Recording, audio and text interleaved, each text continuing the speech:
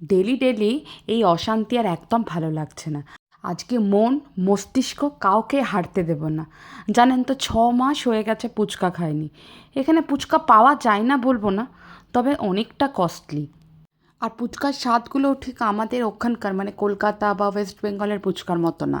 Mother's day উপলক্ষে ফুচকা বানিয়ে নিজেই নিজেকে ট্রিট দিচ্ছি। তেলটা গরম হতে থাক, এদিকে আমি বাকি জোগাড় যন্ত্রগুলো সেরে নিই। এখানে 1 প্লেট ফুচকার যা দাম, সে টাকায় আমার প্রায় 500 গ্রাম মতো খাসির মাংস হয়ে যায়। তাই অনেক সময় ইচ্ছে থাকলেও একটু আধটু কম্প্রোমাইজ করতে হয়। কম্প্রোমাইজটা আজকে সুদে মূলে পুষিয়ে নেব। বন্ধু বান্ধবের কাছে শুনে হাউস অফ চাট আমাদের এখানকার একটা দোকান, একবার গিয়েছিলাম ফুচকা খেতে। এত সাংঘাতিক দাম যে ফুচকা খেয়ে মন খুশি হওয়ার জায়গায় মনে হলো শুধু শুধু এতগুলো টাকা জলে দিলাম, আফসোসই বেশি হলো। এখানে একটা প্লেটে 6টা ফুচকা দিয়েছিল আর দাম নিয়েছিল 6.5 পাউন্ড। ইন্ডিয়ান কারেন্সি যদি কনভার্ট করি, ওই 1 প্লেট ফুচকার দাম নিয়েছিল 700 টাকা। মানে ওই 1 পিস ফুচকার দাম ওই 120 টাকার মতো। 2 প্লেট ফুচকা নিয়ে মন তো ভরেই নি, আর পকেটে যা ছ্যাঁকা লেগেছিল তারপর থেকে ওমুখো হওয়ার আর সাহস হয়নি। এখানকার একটা ইন্ডিয়ান স্টোর থেকে এই কয়েন ফুচকাগুলো নিয়ে এসেছি। আজকে মন প্রাণ ভরে ফুচকা খাবো। লাল লাল করে ভেজে নিলাম ফুচকাগুলো। এবারে আলু ফালুগুলো একটু রেডি করি। পেঁয়াজ ছাড়া ফুচকা খেতে আমার আবার একদম ভাল লাগে না।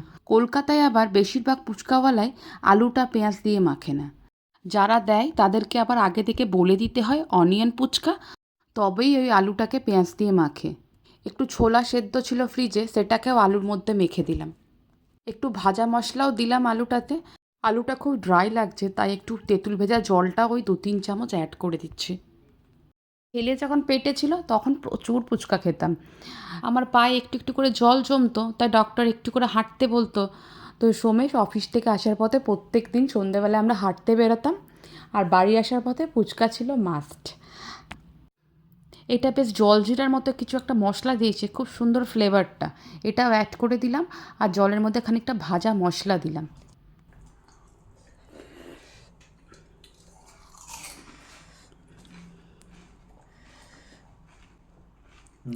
ভালো হয়েছে? ফুচকাগুলো খুব সুন্দর হয়েছে, ওইগুলো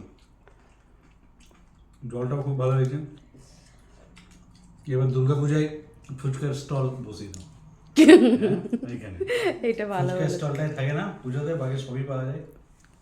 প্রকৃতির সঙ্গে ওই লোকটার মতো হয়েছে, ওই যার কাছে তুমি দই ফুচকা খেতে যেতে।